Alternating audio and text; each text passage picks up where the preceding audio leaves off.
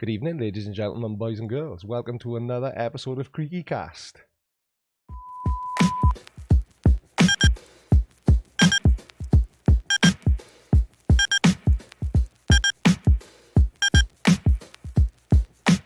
Tidy! With this young man. Good evening, rider of dinosaurs. How are you, sir? Good evening, Creaky. I'm very well, thank you. You sound. And how are you? I'm overjoyed as always. I was going to say you sound as equally overjoyed as I am on this fine Sunday evening. Sorry? On this fine Sunday evening. Ah, yes. It's been snowing though. Is it?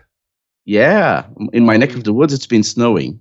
Yeah, we don't get much snow down in Wales. I'm too near the coast. But it's funny, whenever we do get snow down here, everyone goes into a mad panic. We get, if you can imagine a Christmas cake with a very light dusting of icing sugar on top of it, that's about the limit of the snow we get. But Wales literally grinds to a halt because we can't even cope with just a splash of snow. It's absolutely ridiculous, mate. Honestly, you wouldn't believe it. You wouldn't believe it. Anyway, good evening, everyone in the side chat. I hope you're all doing well on this very warm. Well, it's not really a warm Sunday evening, but I'm boiling hot because of this stupid bloody computer in this tiny little room, which makes me overheat. Well, anyway, as you can all see, I'm joined tonight by Rider of Dinosaur, who I'm now going to refer to as Rod, because I'm afraid I'm going to lose my false tooth, and I don't want that to happen on camera. It was bad enough last Sunday. I flashed my pyjama bottoms at you all, but this week I haven't got any on, so I best be careful about standing up. Oh my! Exactly, oh my, indeed, and I'm sure oh my would be the general consensus in the side chat as well if I was to inadvertently stand up. Obviously, I do actually have trousers on. I'm attempting to be funny and failing miserably. But anyway, Rod has been on Facebook. No, he hasn't. He's been on YouTube. Let me close this Facebook window, which I'm finding extremely distracting.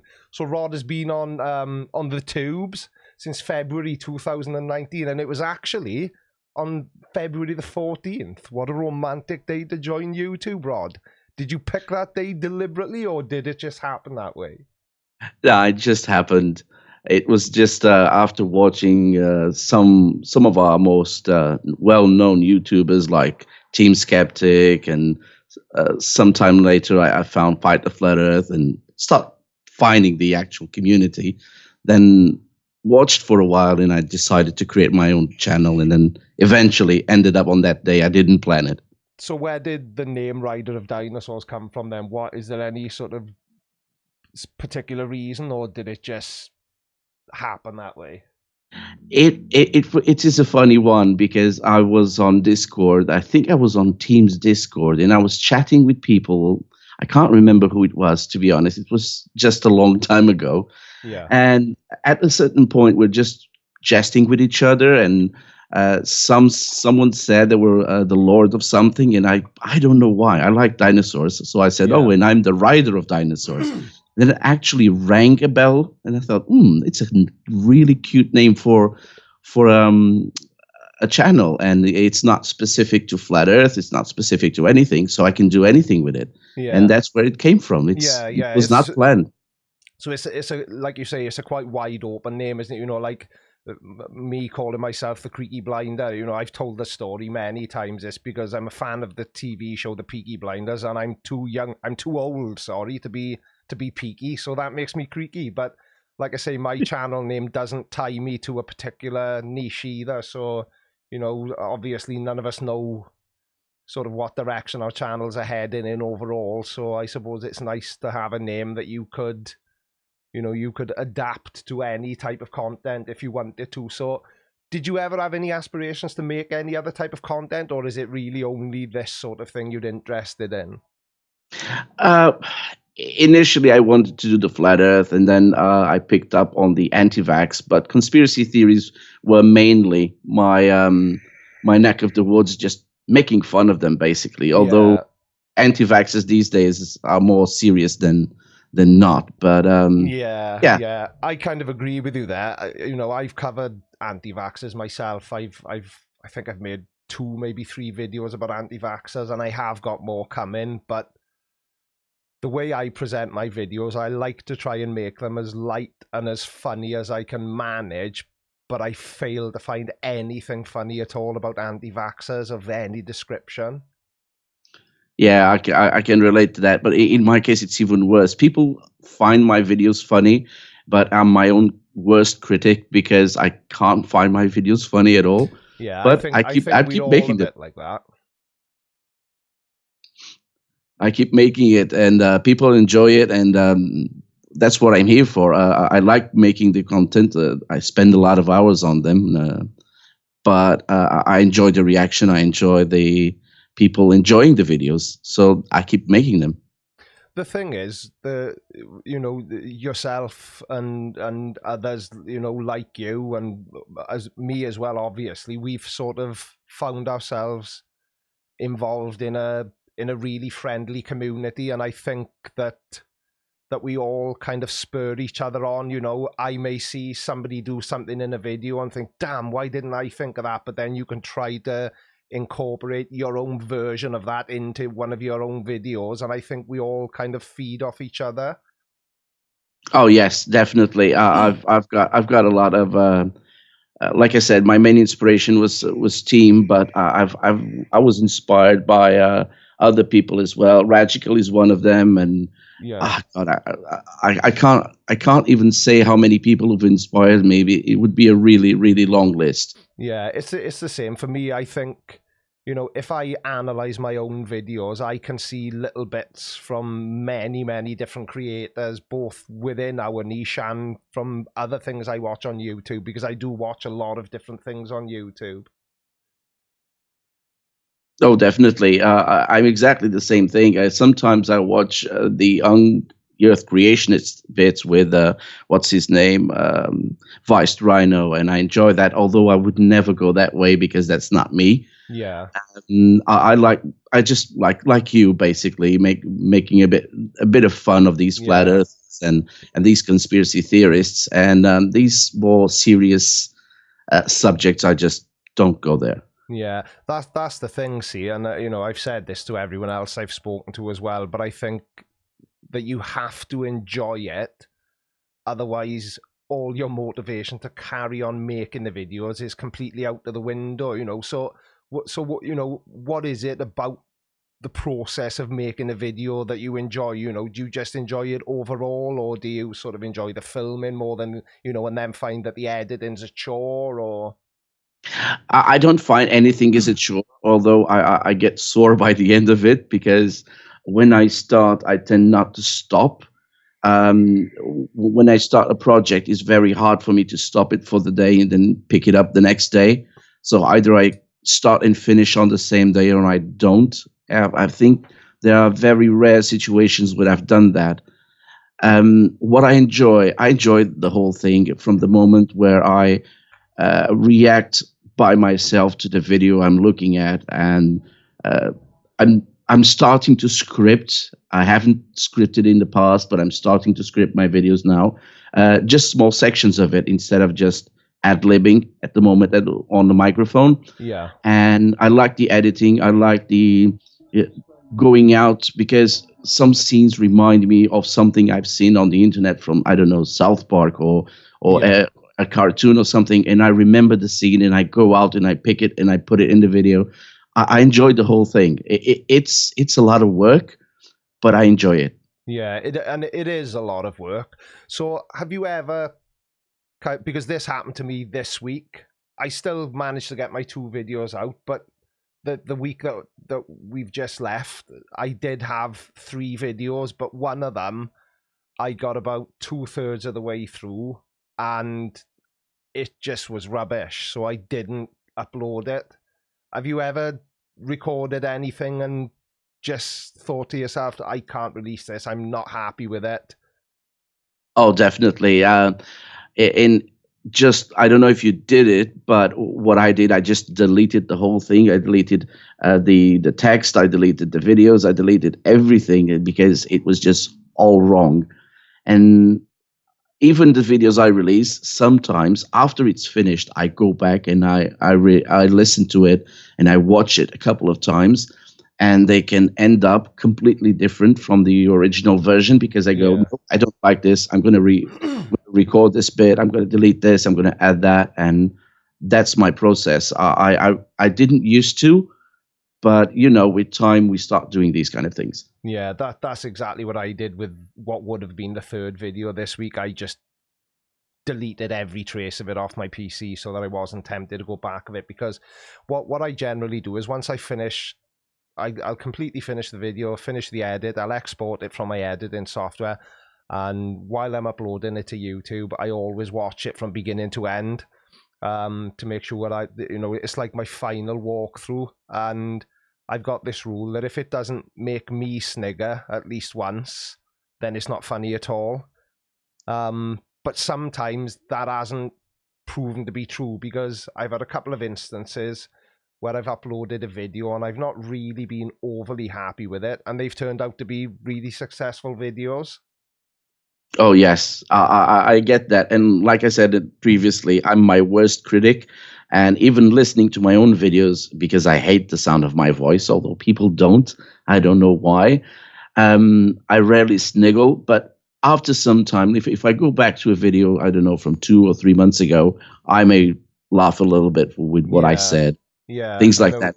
Yeah, But I think we're all quite hard on ourselves, or so I think, even though I do exactly the same thing and watch it through myself, I think that's probably not really an accurate gauge, because as you say, watching yourself is a bit bizarre, Mhm. and are you meant to find yourself funny? I don't know. Although sometimes I do find myself funny, which I suppose just makes me a complete weirdo. But like I say, I've had videos that I've uploaded, not really been happy with, but people have enjoyed them. So I guess the most accurate way to judge it is to upload it and see what the audience thinks. Oh yes, definitely. They're the best ones to evaluate our work. Yeah. So far, I've been lucky. People have liked it. Although there's been I don't know if everyone's noticed or not, a bit of a drop in views, at least with me. But again, that's just me. But I've noticed a lot of other creators who have way more subscribers than I do, and their views have dropped as well. But at the same time, I'm still very thankful for all the people who watch my videos, and they come back to me and they say, "Oh, you've made a mistake here, and you made a mistake there," and that helps me improve.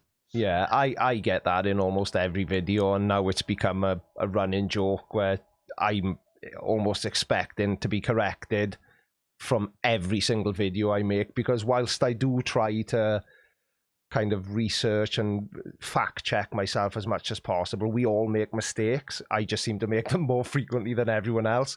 But I do make it abundantly clear that I'm not a science guy.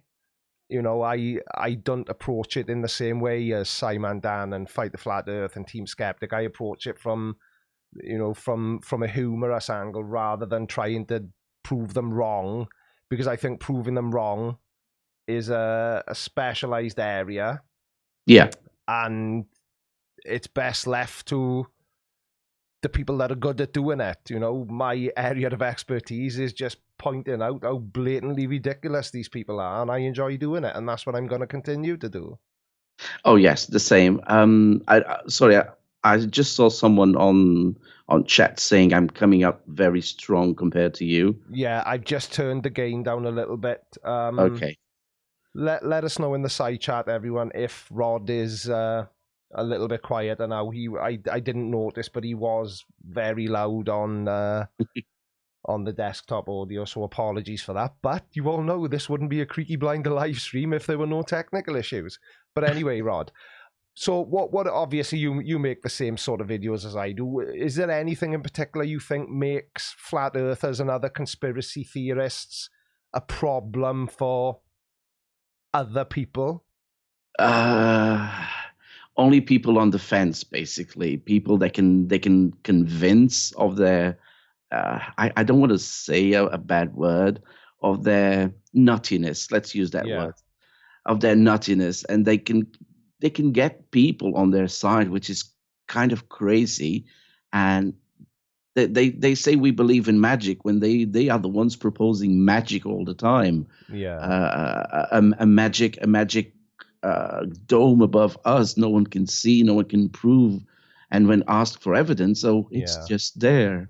Yeah, but that's the thing, isn't it? And that's why my my video from, was it last week or the week before, that was about evolution deniers. Everything they are saying is based around something that can't be proven, but equally can't be disproven. So it's unfalsifiable. Yeah, exactly, and they know that, and they just seem to sort of base everything on that. You know, you can't prove us right, you can't prove us wrong, but you know, what are you going to do, isn't it? It's I was asked several times, and I'm sure you've got this question a lot as well. Why do we do these videos, and do we expect to change these people's minds? And my answer is no. I'm not hoping that JM starts believing that the Earth is round and no longer flat. I'm just doing it for the people on the fence. People are thinking about it, and just show them, wait a minute. This is silly. In my case, not like team or people who actually deal with the science bit. Yeah. But I'm showing them, look how silly this is. This doesn't make any sense. He's saying this, but then he's saying this, which contradicts himself. Yeah. The thing is, it's the YouTube rabbit hole, though, isn't it? And once they sort of start looking into one aspect of flat Earth, I think they're easily persuaded into believing all aspects of it, whether it's right, wrong, or indifferent. Once you're on that path, you know, I think it's a difficult thing to get somebody back off that path, because, you know, unfortunately there's a lot of very gullible people out there, and like you say, you know, if we can sort of, I think a lot of the flat earthers, I'm still going to stick to my guns and say I don't think a lot of them believe it anyway. But then it's like you say, you've got those people who are on the fence, and, you know, if we can make them fall back down to our side of the fence, then, you know, we've helped some people. But unfortunately, I think there's a lot of people who just slip down into the flat earth side of the fence, and once they're there, you know, that fence becomes 200 feet tall, and it's very difficult for us to get them back over, if you like. Oh no, and I get that. And speaking of famous flat earthers, without mentioning names, we do know that, at least it's my belief, that most of them, if not all of them, the big ones, they don't believe on what they're saying. They're just in it for the money. Yeah, exactly.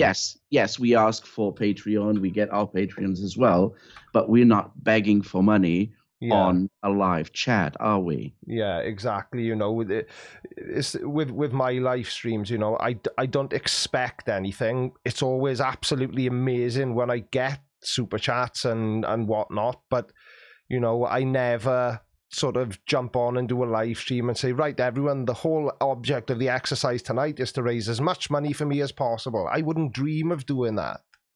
Oh my God, you remind me of a video I saw the other day. Actually, I listened to, because I listened to YouTube on commute, and there was this video about this woman, this YouTuber, who was complaining throughout the whole her whole stream. I haven't received a super chat in almost an hour. You're talking about Bad Bunny.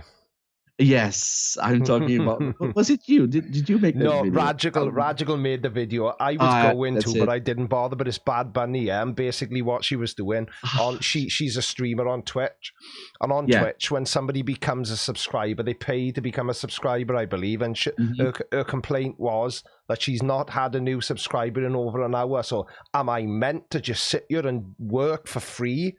Well, unfortunately, if you don't want people to watch your content for free, don't put your content on a platform where they can access it for free, because nobody is obliged to pay anything Exactly. at all. You know, when somebody does, it literally gives me chills, because I for one can't believe that there's anybody who finds enough value in the content I make to want to support me financially. And money is difficult to come by for everybody. Everybody's got to earn money, and nobody gets it given to them, you know, without putting in any effort. Yeah, exactly. But she was really, but you know what that is? And I think I touched on this with Radical as well. And she's a very young girl. And I think a lot of it comes down to the younger generation's sense of entitlement. Mm-hmm. I make this content, I'm entitled to this money. Well, no, you're not. You know, if somebody gives it to you, then you are very lucky. But you're certainly not entitled to it. It doesn't work like that. Absolutely doesn't work like that. And talking about money, a couple of super chats have just come in. So this week I'm going to address them as we go, Rod, if you don't mind. Because, that's fine. Because I did leave it fairly late in the last live stream, and people didn't like it. So $20 from Chris Kelling.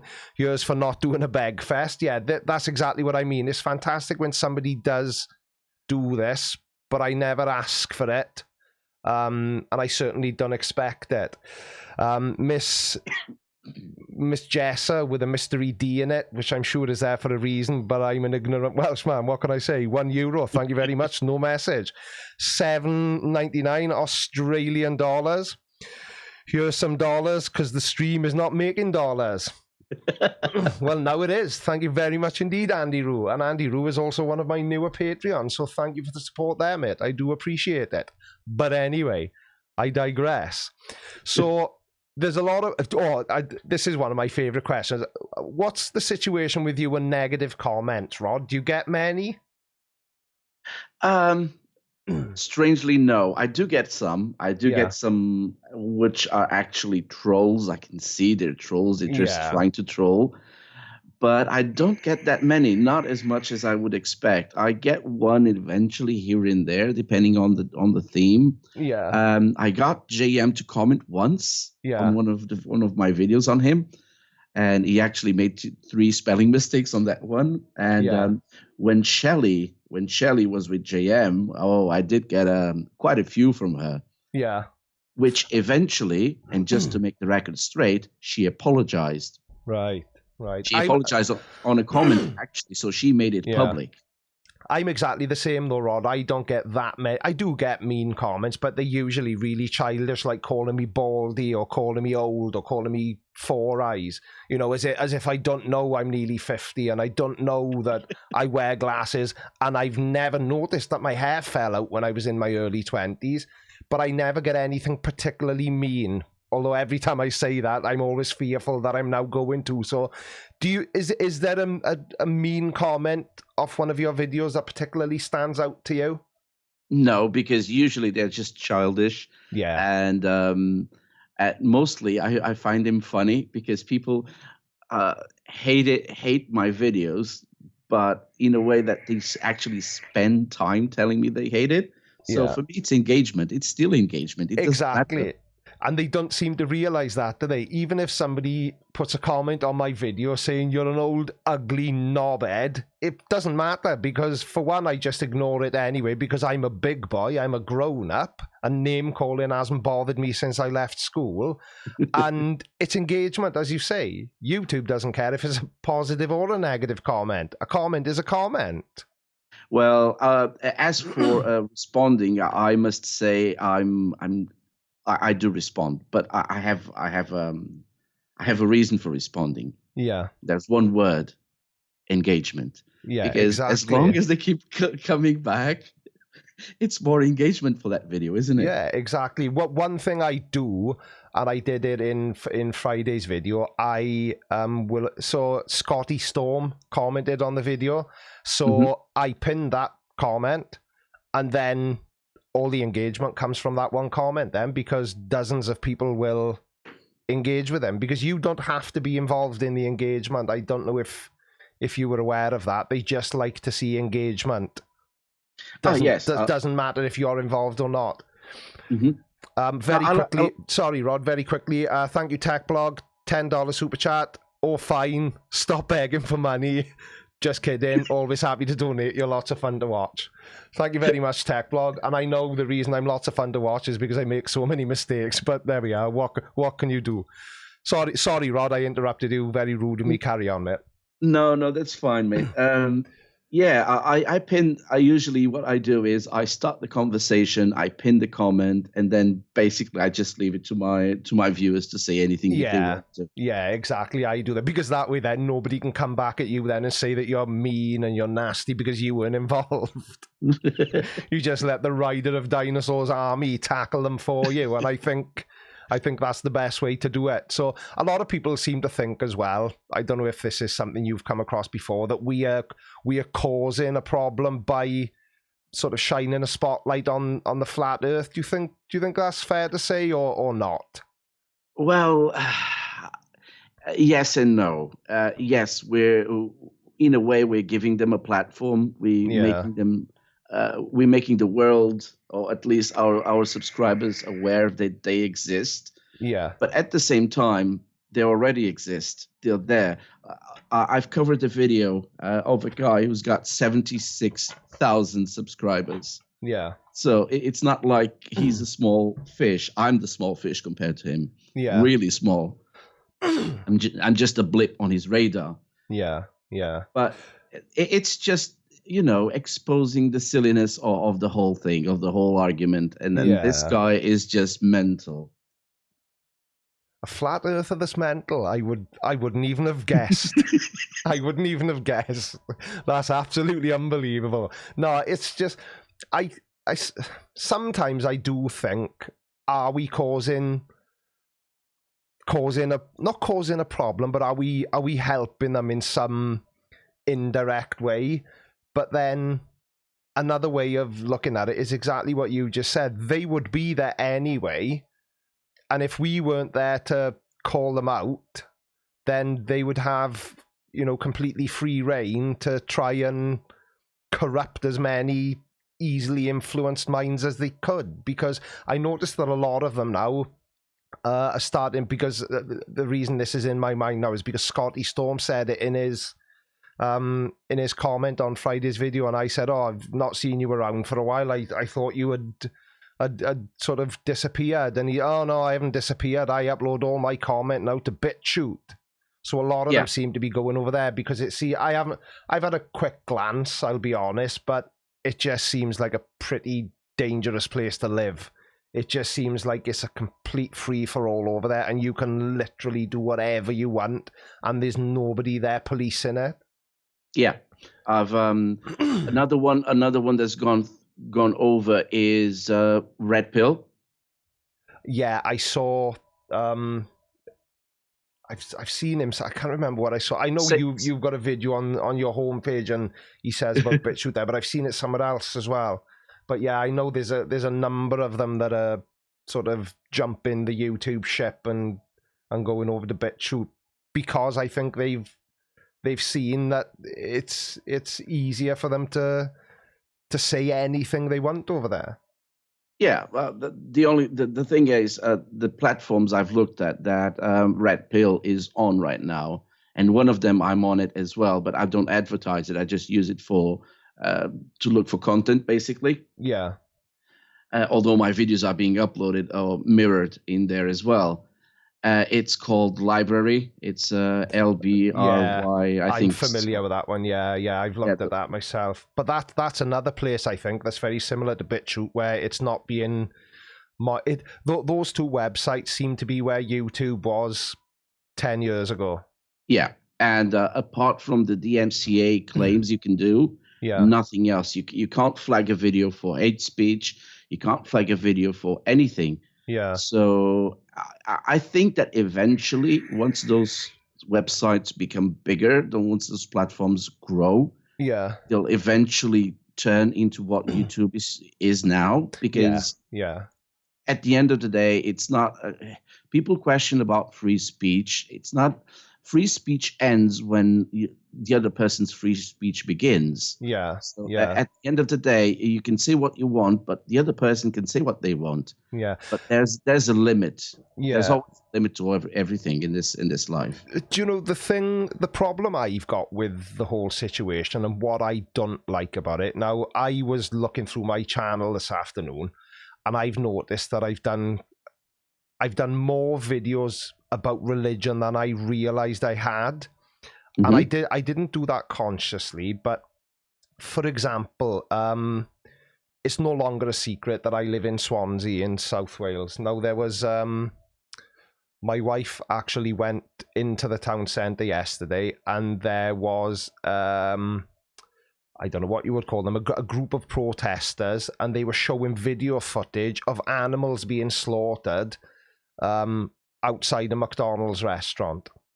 Now, that's fine. If you want to be a vegetarian, be a vegetarian. If you want to be a vegan, be a vegan. If you want to be a Muslim, be a Muslim. A Christian, be a Christian. But do not try and force that belief onto me. If I ever choose that I want to believe in one of those things or become one of those things, then that's absolutely fine, because that was my choice. But that's where my problem comes from, is that I don't like the idea of other people trying to force what they believe onto other people, unless, of course, we're talking about what we do to flat earthers, because that's just, the whole premise is completely ridiculous anyway. Yeah. So I know maybe I'm absolutely certain that if any flat earther was listening to this now, they would find that completely hypocritical, and maybe it is, but I don't care.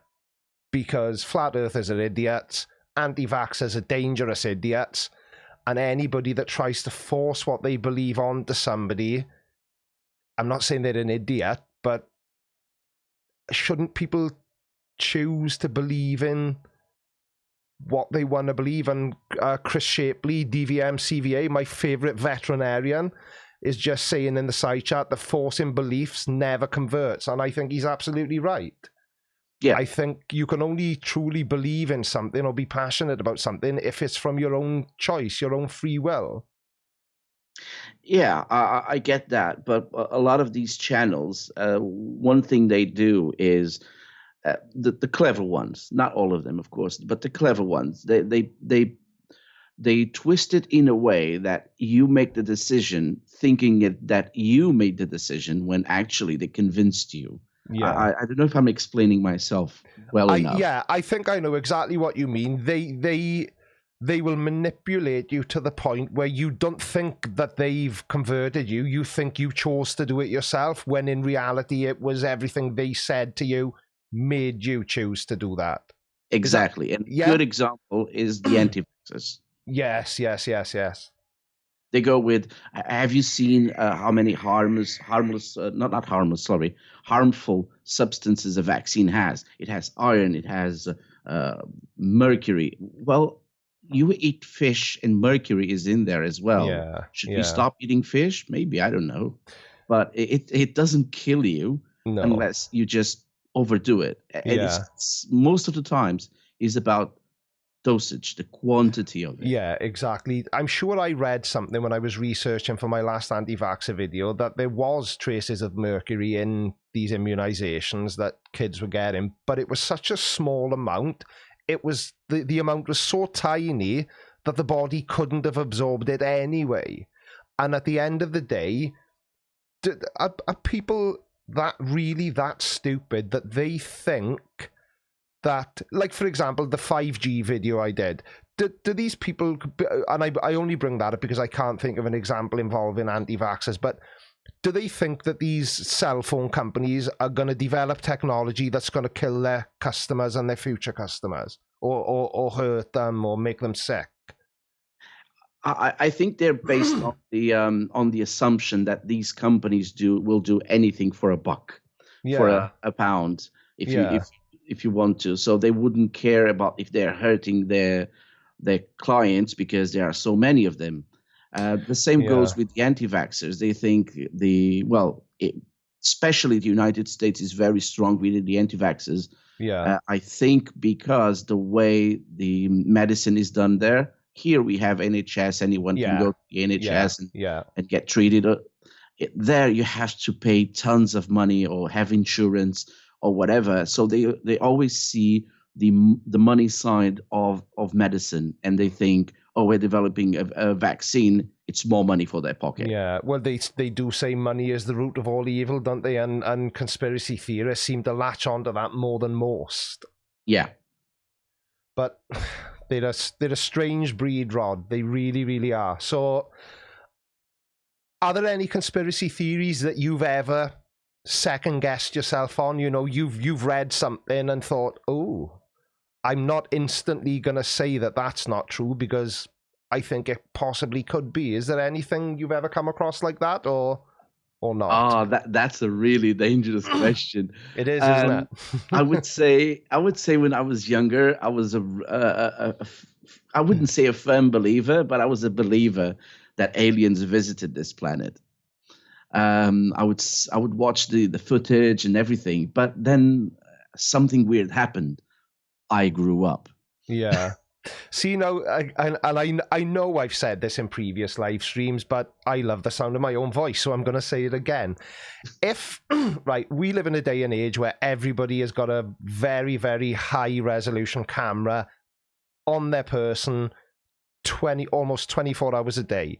Where are all these high-resolution videos and photographs of aliens that have visited Earth and, you know, UFOs? Because all a UFO is what the initials stand for. It's an unidentified flying object. So it could be anything. But we have become sort of trained into thinking that as soon as somebody says UFO, it instantly means aliens. But it may not. Now, my thought is, I think it's absolutely impossible that we're alone.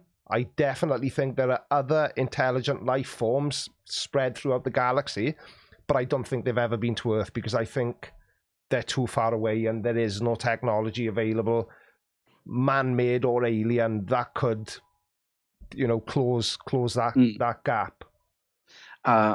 Actually, you saying that reminds me of a sticker on a car I saw once saying that the biggest proof we have that there is intelligence life out there is they're not trying to contact us. Yeah. Yeah, they've probably got YouTube and they've seen all the flat earthers and they wanted to come, but now they've decided not to bother. Aliens are still more believable than a flat earth. Oh, absolutely 100%.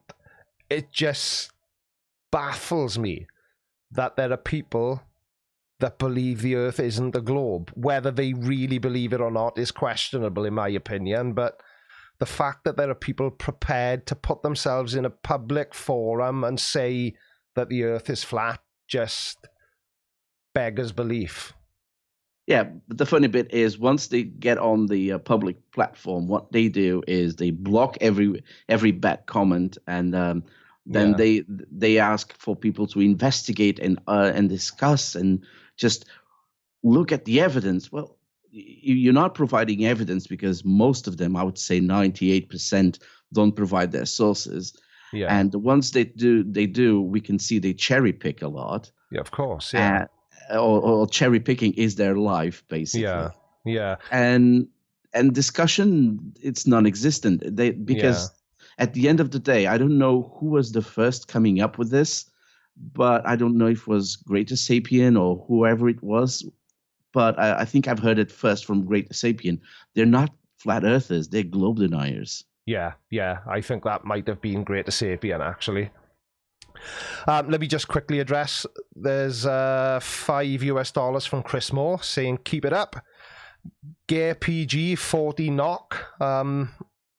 Every time he super chats me, I check what that currency is and then go on to forget, which I've done again, but thank you anyway.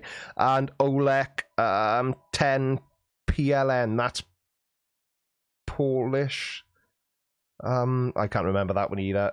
Flurfers are aliens, stupid one, but aliens.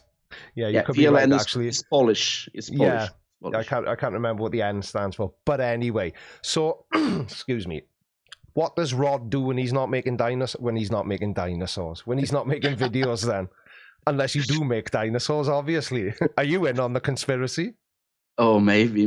No, Yeah. I don't make dinosaurs. No, damn. When I'm not making videos, I'm either researching or working. I have a weird job, just like Mr. Sensible. I work 12 hours per day. Yeah. And so I've got block shifts where I work for 5 days for 12 hours a day, and then I have a couple of days off, and on and off like that.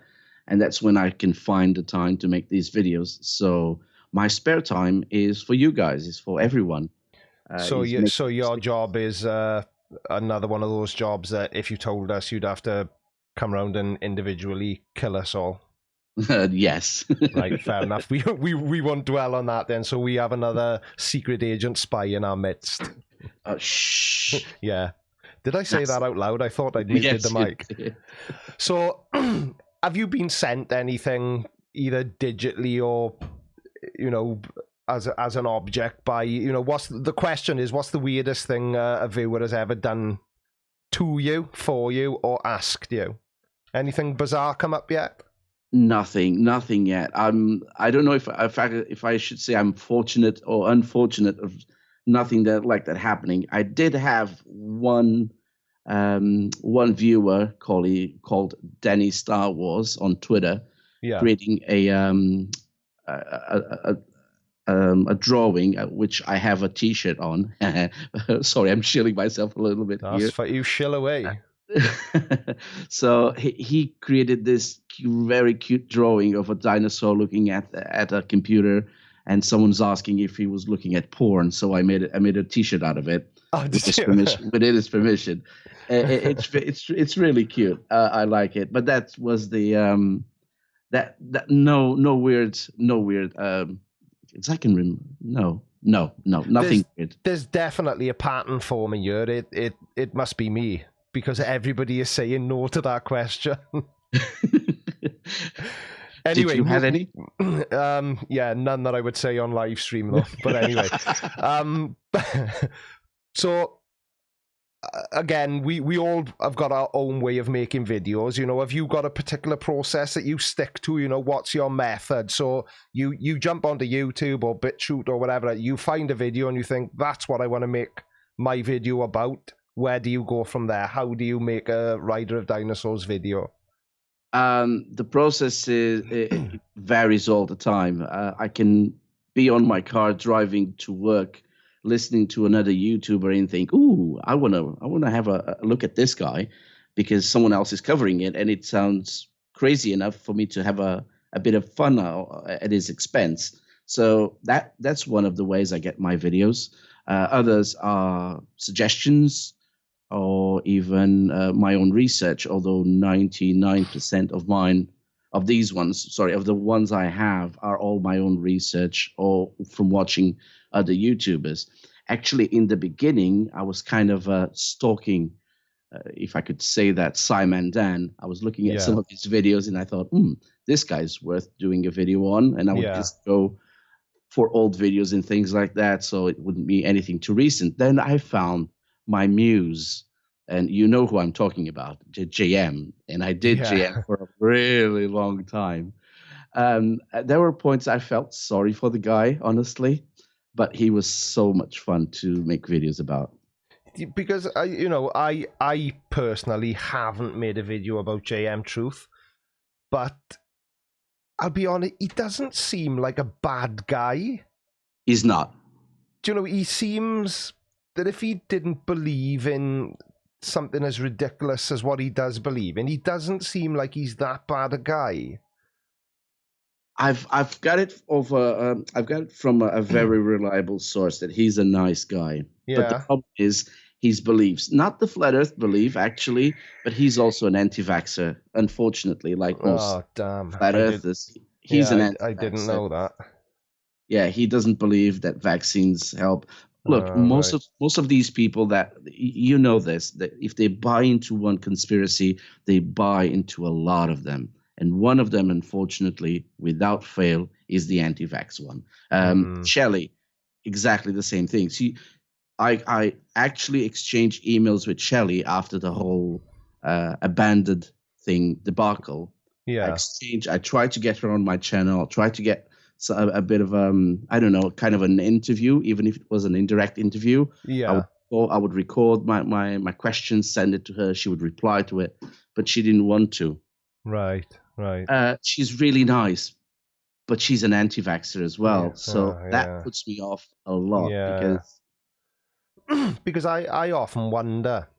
I'll be honest, I've never wondered it about anti-vaxxers, but that's probably because I've not looked at that many. But I quite often wonder, a lot of the people I cover in my videos, what would they be like if you bumped into them and met them, I don't know, in the street or while you were on holiday, or would they be a nice person? Because I can't imagine for a second, unless they are completely insane, that, you wouldn't bump into them and the first sentence to come out of their mouth isn't going to be, I don't believe that the earth is round. They're not going to open with that statement, are they? So, how nice a person would they be prior to you being privy to the information that they don't think the earth is a globe?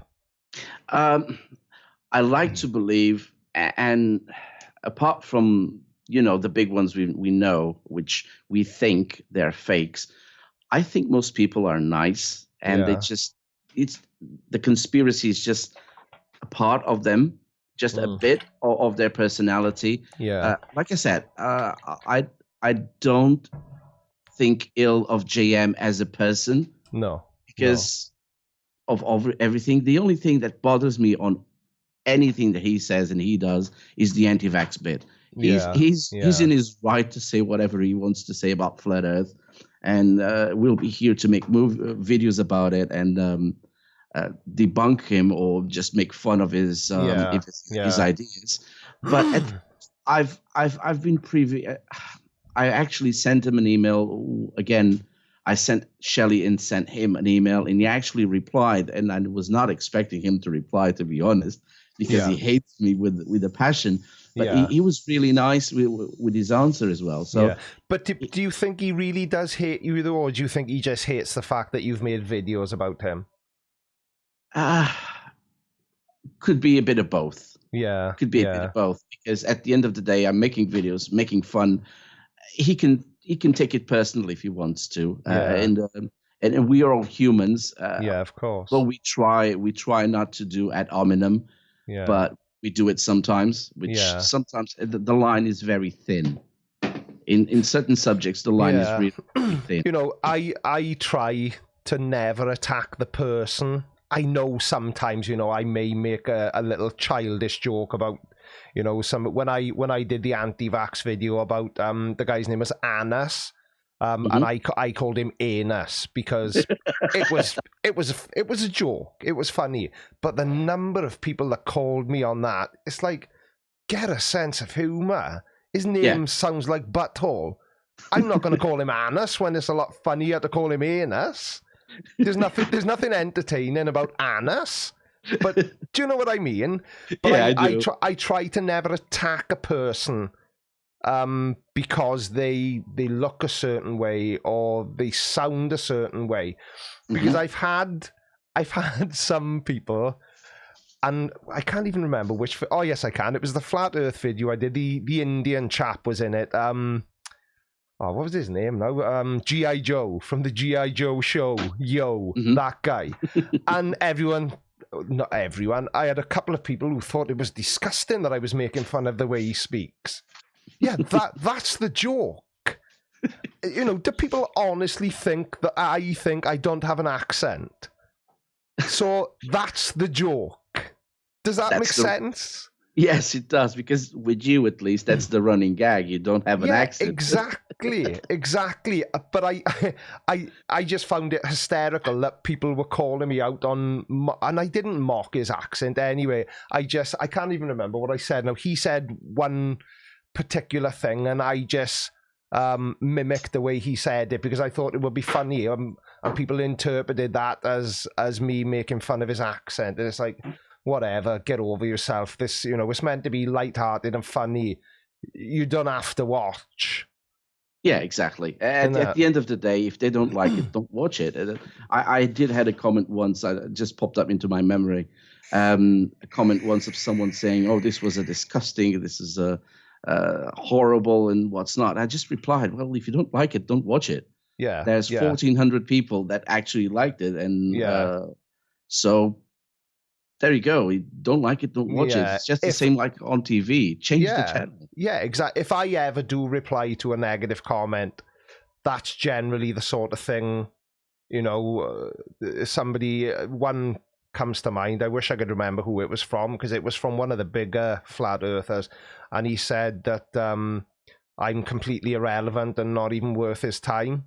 But he practically wrote a newspaper article in my comment section, so I just replied, I'm glad I'm not worth your time, because I would have hated to have seen how much you would have typed if I was worth your time. Because it took me like 5 minutes to read it. It was that long. It was multiple scrolls up on my phone screen. I don't get it. I really, really don't. And I do get some people, not with mean comments, but trying to argue science. But like you, I don't argue science. No. I do pick up some things here and there, really, really, really basic, and just point them out. But this guy was trying to argue about something about the position of the sun over the horizon. And I thought, yeah, no, it's not the point. But I think these people, most of them, they try to argue because a lot of YouTubers do that nasty comment videos or something like that. Yeah, And they want to yeah. actually, I think that they're actually looking for notoriety. Yeah, just to see themselves on YouTube. Yeah, I think that's why Fight the Flat Earth does so well with debates on his channel, because he's very, very knowledgeable.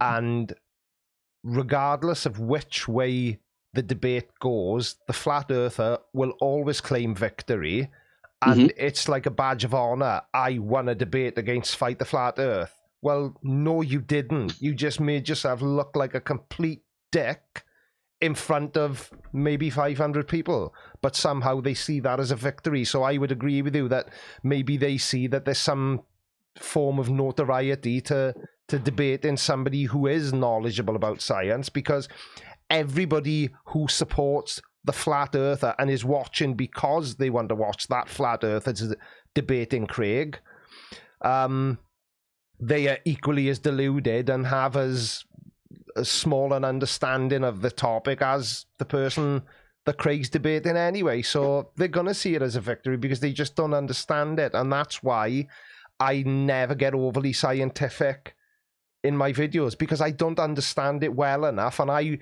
if I try to suddenly become, Creaky the science guy, people would see through me like an open window, because I'm not Creaky the science guy, and it would be insincere.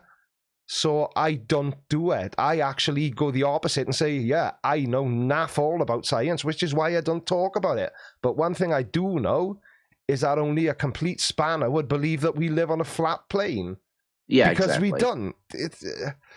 It just baffles me. But anyway, who would you like to collaborate with if you could pick any creator from in our space? Who would it be? It's difficult. All of them have their own way of doing things. I've picked up a lot of Sir Sick. I watch Sir Sick a lot. I watch you. Yeah, you make me laugh. You're a danger on the road, actually. Yeah, yeah. But are you laughing with me or at me? No, with you. I'm laughing with you. I'm being honest. If I wanted to say I was laughing at you, I would have said it. I'm used to both, mate. So it doesn't matter anyway, really. And I think they both have got the same sort of impact on me. It's just nice that people enjoy what I do. So yeah. Now, speaking for me, yes, I do enjoy it a lot. As for the question itself, it's difficult. I've done a small collab with Team Skeptic once, just a small thing about JM. I'm always nervous about, you guys are really big guys compared to me, a 1K guy, let's put it that way. You're close to 20. Congratulations, by the way. Thank you, sir. Team's way over that. Fight. I don't know what Fight is right now. He's over 20 as well. 22.7. Not that I'm monitoring what everyone else is on, but ask me another. As long as it's easy for me, I wouldn't mind collabing with you, for example. Yeah. Sir Sick, I don't think I would ever be able to, because he's got a really good shtick. Yes, I find Sir Sick's style of humor very, very funny. Very funny indeed. It is, but he's the same way on Twitter. If you try to get in touch with him, unless he actually knows you, at least it's my experience. First of all, I'm sure he gets a lot of requests. Yeah, he doesn't answer you, and if he does, it's on his own quirky way, the way he does on videos. Yeah. So it's difficult to get hold of him. I will tell you from first-hand experience that the way he is in his videos. Now, I've never spoken to him. I don't know him, but I emailed him and invited him on to the podcast. Mm-hmm. And I think it was sometime in March, and he basically replied and said, well, that's stupid. I can't plan that far ahead. So I almost heard him saying it in a video. Do you know what I mean? The way he said it was like, I would have known that was from Sir Sick, even if he had hidden his email address. Because the way he replied to me was something that I could imagine him saying in a video. So I know what you mean about him on Twitter. You can hear him in your mind's eye. Yeah. No, I wouldn't mind collaborations with anyone. I enjoy all of you guys. You're my inspiration. Team was my inspiration. I've met Fight the Flat Earth actually live, face to face. He's the same guy you see on videos on his live streams. So he's the same person. He's really nice. Yeah. I'm glad, and I told him this to his face. I told him that I'm glad that once he started his venture with Team Skeptic, he toned down on his anger bursts, which were a bit ugly, and he's way more interesting now. Yeah, because he doesn't let the flirts get away with just diverting the subject. Yeah. It's difficult to say. I'd love to do some quick collab with you on a video. Just send me a bit of script to say something or this or that, or maybe get you on one of my videos to say a couple of things. Your tidy is your catchphrase now. I'm sure you know that. People love it. I love it. I don't know, it's the way you say it or something like that. Do you know what it is? And I said this. I know not everybody watches the stories on YouTube, but I did explain this in a story yesterday. And all it means is, so I don't know, if I watched one of your videos and enjoyed it, I may comment, that was tidy. It just means that was good. I enjoyed it. That was awesome. It was cool. It's just a Welshism. It's just something Welsh people say, but it's just become a thing now, isn't it? Like the no accent thing, and exactly. It's which is in itself fairly tidy. It is tidy, tidy indeed. And I'm absolutely amazed. I may be illustrating just how sad and pathetic my life is, but I was watching The Voice on television, the singing program, and obviously Sir Tom is on The Voice, isn't he? He's one of the judges, and he quite often says tidy, and I'm amazed that nobody has sort of pointed out to me that Sir Tom says tidy as well. And Ruth Jones was on the NTAs, Nessa from Gavin and Stacey. Mm-hmm. I don't know if you're familiar with that show, but she says it all the time, and there are loads of people in the side chat now saying tidy. Now, Mike Jones, I would guess, is from Swansea because he said tidy mush. Now, mush is another Welshism. It's sort of like saying mate or pal or buddy or that kind of thing. But everyone's going tidy in the side chat now. But see, I like that sort of thing. I think that's really cool. That is definitely part of the fun of it for me. Yeah, it's your own thing. It's something that if it's your Indiana Jones hat, anyone who hears it knows it's you. Yeah, yeah. It's like when because I can remember myself, and I'm sure you would remember as well, and probably everyone who's ever started uploading to YouTube. When you first start uploading, you're not yourself. You're trying to be like Simon Dan, or you're trying to be like PewDiePie or anyone else who's sizable on the platform. But I think I don't want to say success, but the traction starts to gain when you become yourself, and with little things like tidy and no accent. That, I think that's part of what makes me enjoy it, because I kind of feel like I'm making friends. Yeah, I get where you're coming from. Yeah. It's part of the fun of it for me. Yeah, everyone eventually discovers one. I have yet to discover mine, but I've got time. Some people get it earlier in their YouTube history. Let's put it that way. Yeah. Or road, if you want to use that term. Mr. Sensible, for example, has got his cheese. You've got tidy. You know, Sir Sick is, well, Sir Sick. Yeah. With me, it's Radical's got Spiffy. Yeah, with Sir Sick, I would say he calls himself stupid, which he clearly isn't.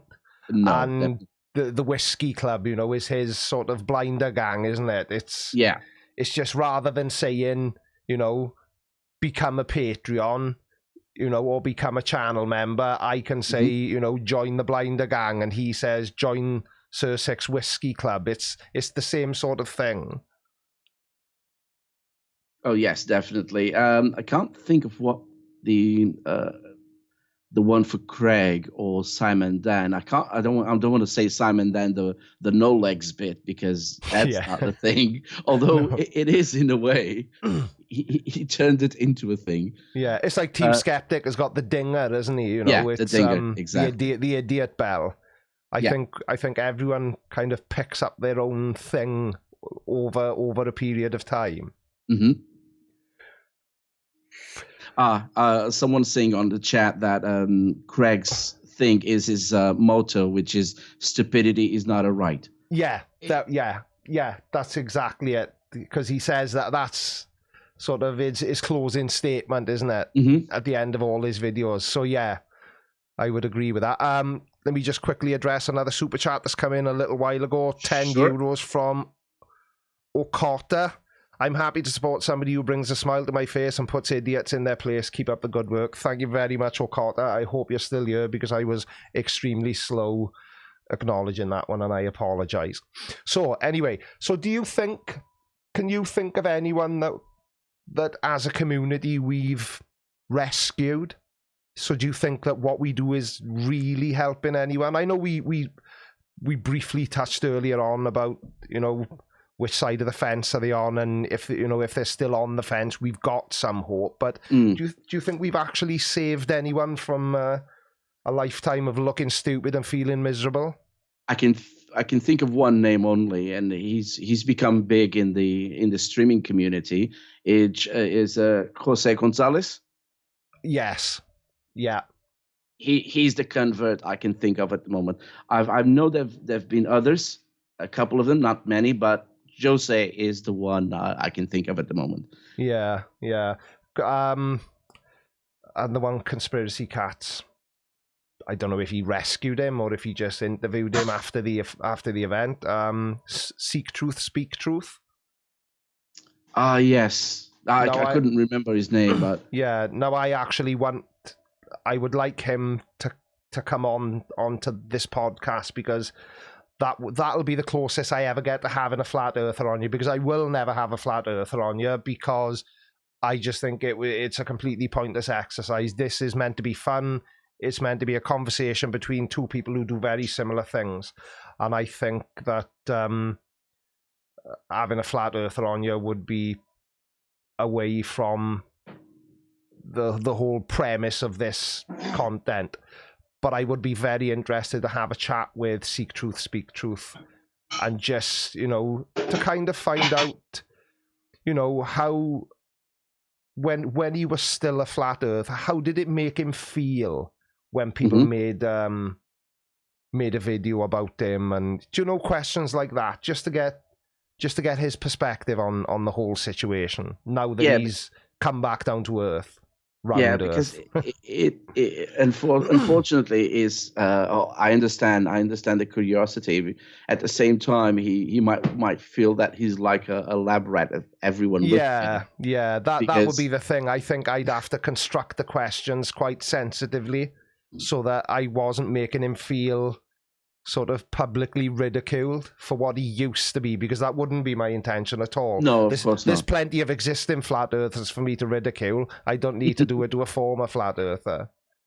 Yeah, it's more of on the curious part of why did you went that way? What did you see while you were there? And at the end, why did you move out, and what made you move out? Yeah. What was that? What was the straw that broke the camel's back? I think would be the question I would like to ask him. What was that? Because obviously there was a moment where he must have thought, "What the hell am I doing? What have I become?" You know, there must have been that sort of aha moment. I'm sure. Well, maybe they're not a single moment. We're like everything in life, when we actually change opinion on something, it's a build-up of small things here and there. So like a series of events that led him to realizing that he'd been mistaken, maybe. Again, I'm just speculating. He would be the best person to answer it. But I would think his answer would go along these lines. It's not a single thing, but a build-up. Basically, I would agree with you. So obviously my next question completely doesn't apply to you at all, because like Radical and some of the other guys, you don't show your face. Have you ever got any intention to change that, or are you happy doing it the way you do it and you've got no intention of ever revealing your face? You can't say never basically, but at the moment, no. At the moment, no. Right, I'm comfortable as I am. Yeah.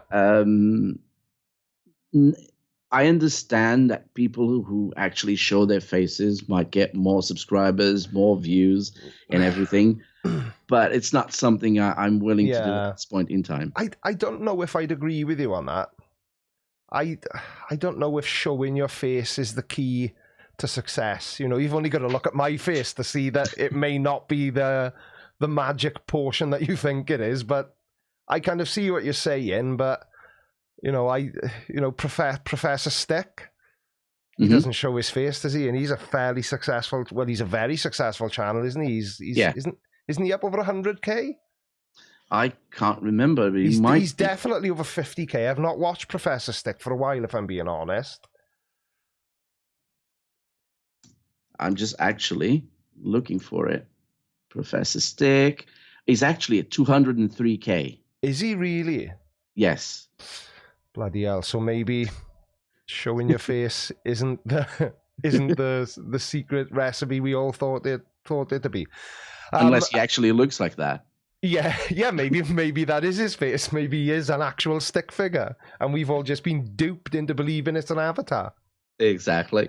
I know you sort of mentioned this earlier, so I already know the answer again, but have any other videos or the subjects of the videos you've made really made you angry, really upset you? I'm guessing you're going to say something to do with anti-vaxxers. It's the only one. It's the one that's actually affecting the world right now. And I'm not talking about the coronavirus or anything, because that's, for now, an unrelated issue, but there has been impact of the anti-vaxxers in the United States and Europe, and because it has an immediate effect and it affects other people. That's the one. Flat Earth is a joke. Anti-vax is what makes me angry. I know. And I think maybe subconsciously that's why I've not made too many anti-vaxxer videos, because like I say, flat earthers are stupid, anti-vaxxers are stupid and dangerous. Let me just very quickly address Shed Rage High has said in the side chat that Creaky has got to cut that cocaine habit. He's probably referring to the fact that I'm scratching my nose a lot. cocaine habit. I give up coke years ago because I kept cutting my nose on the can. So it's not cocaine. It's my nose hairs need a trim. It's just old man problems. I got more hair growing out of my nose and my ears than I have growing out of the top of my head. So, no, cocaine's got nothing to do with it, Shed Rich. I give up sniffing coke because I kept cutting my nose on the can. Don't say you're old. You don't look a day over 300. No, I know. I feel it, though. I tell you, I know I'm getting old, Rod, because of the time I get up now. It was Sunday today, and I was up before 7 o'clock. Yesterday, Saturday morning, I was up at bloody 20 to 6 in the morning. The streets weren't even aired. It was ridiculous. I just wake up so early, but that's my excuse for going to sleep so early, because I'm nearly a grandfather. It's imminent. I need to get my rest in. Anyway, well, you'll be a cool grandfather, though.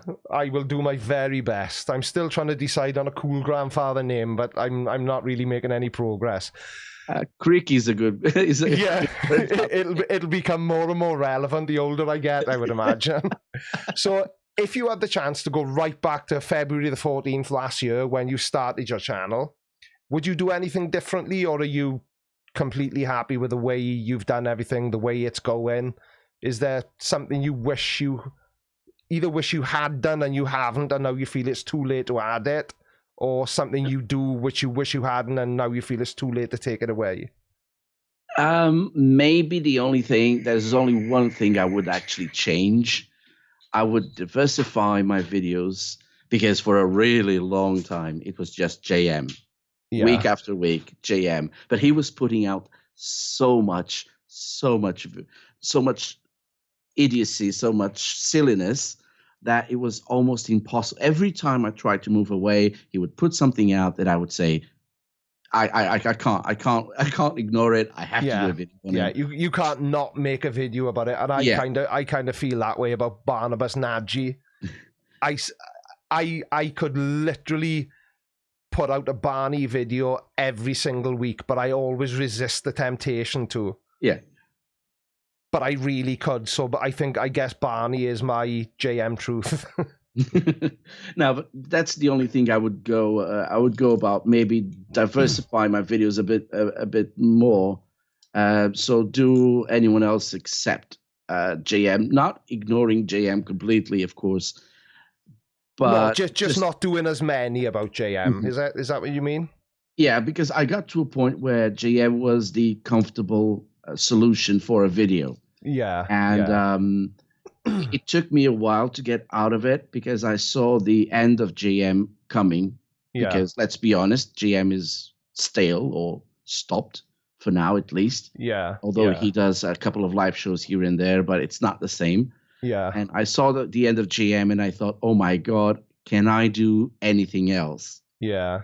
I've got to be honest though, you can always tell if I've not been able to find something to make a video about.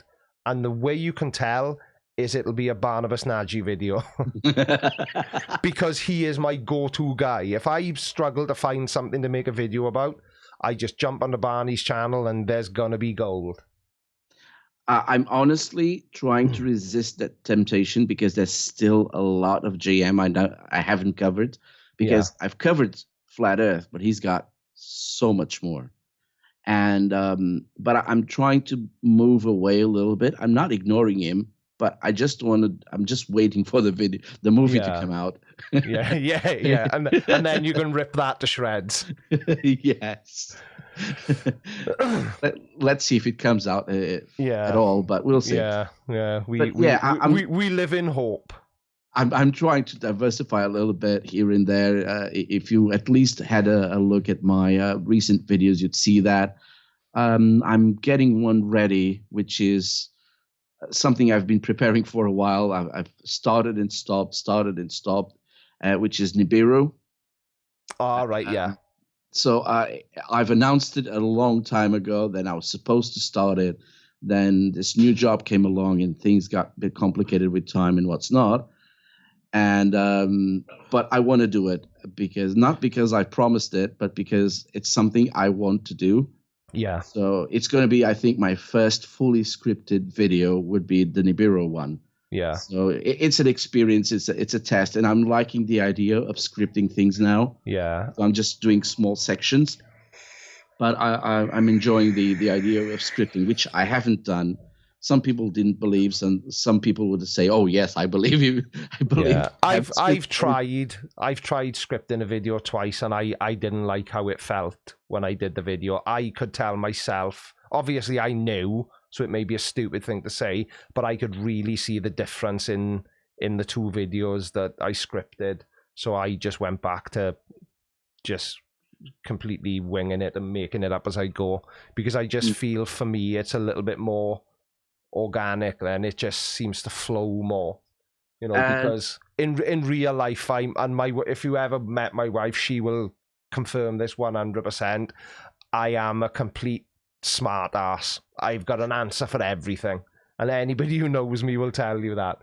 So I never really have any problems. I will watch, you've all seen my video, so I will watch a clip that's maybe 4 seconds long, and I think, well, I can say this, then I'll watch it again, and it just suddenly hits me, and I always seem to know what to say. So like I say, scripting isn't for me because it just feels weird to me. But then I know that, you know, people like Simon Dan, for example, I know Dan's videos are very sort of comprehensively scripted, and that's the way he chooses to work. So we've all got our own ways of doing things that work for us, haven't we? Mm-hmm. It goes back to our process, but the reason why I'm scripting this one is because it's an area I'm not as comfortable with, and I'm pulling dates, I'm pulling out names and things like that don't come organically when you're just reacting to a video.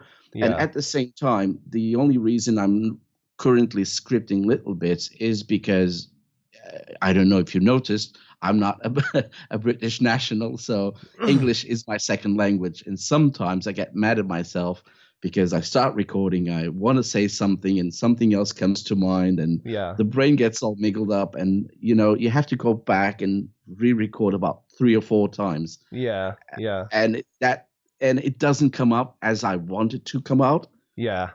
But I'm still doing a lot of ad lib, if you want to use that term. And that's the whole premise of what I do. You know, I'm quite lucky, obviously, not having any form of accent at all. But you know, it must be very difficult for you, you know, having to struggle through and make videos with an accent. I don't think I'd possibly be able to manage if I had one. So. Yeah, it's very difficult. People keep asking me, well, what the hell are you saying? And it must be almost like some form of disability. Yes, it definitely is. Yeah. So I asked Radical this. So obviously you speak English perfectly. So you've just kind of said certain elements of it, but when you're sort of making your videos, or even when you're speaking to me now, you know, are you having to sort of, I know I make it sound so easy, don't I? Because, you know, my words just flow like verbal diarrhea. But do you ever have to sort of stop for a split second and think, right, this is what I want to say. What would be the English phrase I need to use? Or is it just second nature to you now? It's second nature to me now. Although I do struggle sometimes with some words that you want to say about, I can't remember anything right now, but when you go to the supermarket, I want to find something I have in my own country, and I don't know the name in English, and it's just it just bothers me so much because I want to ask anyone, oh, where is this? But I don't know the name. But in a conversation, that rarely happens. At least now. When I first came to the UK, yes, definitely. But not anymore now. Again, I only speak English, and I quite often have to pause and think of the right bloody sentence to avoid sounding like a complete idiot. Anyway, so I don't know how you feel about this, but I don't like anybody asking me. So if I bump into somebody and I've not seen them, and they say, "Oh, what do you do now?" And it's, all right, I make content on YouTube. I just find it really difficult to explain exactly what it is I do. And that's mainly because, one, as soon as you mention the words flat earth, people first of all say, "Well, you think the Earth is flat? I didn't know you were an idiot." They say, "No, no, no, no, no, no, no. I don't think the Earth is flat." I make fun of flat earthers, but a lot of people can't understand how you even generate revenue on YouTube. So, do any of your sort of friends or work colleagues know that you make content for YouTube, and how do you explain it to them if it comes up in conversation? Only if one friend and one family member actually know that I do this. No one else. Right. Is Not that even from choice, or is it just kind of? I know you're never going to sort of call a family meeting and announce it, but it's just not something that's come up in conversation, is it? No, it's a choice. It's actually a choice, and it actually took me some time to one of my friends, the one that knows, took me about 4 months to tell him. Yeah. So I was already, I wouldn't say I would say neck in to the whole thing before I told him. So and the family member, the same thing. So around the same time. It's just, it's my thing. I don't have to advertise it. No, of course. If people recognize my voice, great. If not, tough. It would be fun one day. It would be a lot of fun one day talking to anyone and someone mentioning, oh, by the way, I listened to this guy, I watched this guy's videos and the writer of Dinosaurs. And it's not. Yeah. And me just being there, that would be fun. Yeah. But I'm not expecting it to happen, but basically. I just remembered something. There are actually a few people who actually know my face. Craig, of course. Craig has met me. Yeah. I've met 1 Minute Debunk. All right. Yeah. And what was his name? Oh God, Teddy Boggle as well. All right. And yeah. He's in the shills. And what was the Feck you? But that's a bit rude, isn't it? After me inviting you on, yeah. And I thought we were getting on really well. That was a bit unnecessary. Anyway, side chat. If you've got any questions for Rod, even though he just insulted me, tag him in the side chat and tag me as well. And we'll have a look at some of your questions. I'm not sure if I want to speak to you anymore now, but I've got another question. So if you could trade places with somebody just for a day, who would it be? Oh God, trade places with someone for a day. Yeah. Let me see. Radical. It's a tricky question. Yeah. Radical. I think I love his accent. Honestly, I do.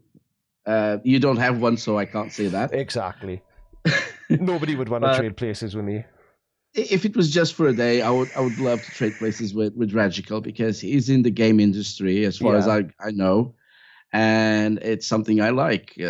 I was a bit of a programmer when I was younger, and I'd like to do, create stuff on a computer, and I find it fascinating. I would just like to be on his shoes for a day. Yeah, I always have got this thing in my head. Like in the last time I asked somebody else that question, I chose Bill Gates, but this week I'm going to choose PewDiePie, and the reason I'm going to do that is, for the 24 hours that I'm PewDiePie, I would have 103 million subscribers, and then just before we were due to switch back, I would change the password on his YouTube account to something that only I knew, and hijack his account, and then add my AdSense account onto his account. So yeah, that's what I would do. But yeah, I often wonder, how interesting is somebody else's life in comparison to your own life? And that's kind of where that question's come from, because I think it's fascinating to see, because some people will pick, somebody who's shallow and, not a horrible person like me. Well, every time they'll pick somebody who's really rich and show how see-through they are. But it's interesting to me to hear who other people would pick and the reasons they would pick those people. Yeah, sorry, I'm just reading a question on the chat. The traveling Sasquatch is asking, is there any creative style or content that you'd wish you had done first? Actually, no, because it wasn't. I didn't start my channel on an impulse. I listened to a lot of creators for a couple of months before I decided to create my own channel. Yeah. Like I said, I actually started with atheist videos with Mr. Atheist and other people, and then one day the flat Earth topic came along, and then I got to know. I found out about Team Skeptic, and that's where it all went. Yeah. So it took me a couple of months to decide. So my style was more or less defined. Well, I wouldn't say style, but at least the theme was decided. Yeah, it was the same with me, though. It was Simon Dan, and I can remember I had already created the channel, and I was sort of experimenting with sort of silly little videos, and I joined a Facebook group called Tube Ritual. Now, what that group is all about is just different creators sort of advising each other. So, you know, I may say, for example, or I've discovered that if you use this tag, it seems to increase your audience retention, or something along those lines. And it was one of the other creators in there. She's not in the side chat tonight, but she's quite often here. And she put a post in this Facebook group saying, have any of you seen this guy, Simon Dan? He's absolutely killing it. He's picked up 50,000 subscribers over the weekend, because she was already watching him. And I started watching Dan, and the very first video of Dan's I watched, it was either the first or second, Conspiracy Cats was in it as well. So I sort of discovered Simon Dan and Conspiracy Cats at the same time, started watching their videos, and it was actually Conspiracy Cats who I followed him on Twitter, he followed me back, and he reached out to me about doing a collaboration. And then a little bit of time passed, and I then I can't remember how I sort of made the acquaintance of Fight the Flat Earth, but it was actually Craig I did my very first collaboration with. And that was when I was on, I don't know, I think I was on about 350 subscribers. And that got me then past the 1,000 mark, and then I did one with Cats, and you know, I've done various other ones then, because I think that I'm not saying that I attribute all the success I've had so far to collaborations, but they definitely haven't done me any harm. Oh no, definitely not.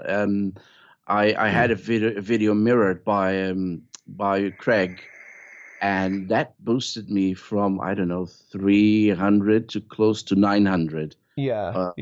In a space of a couple of days, so in a very short period of time.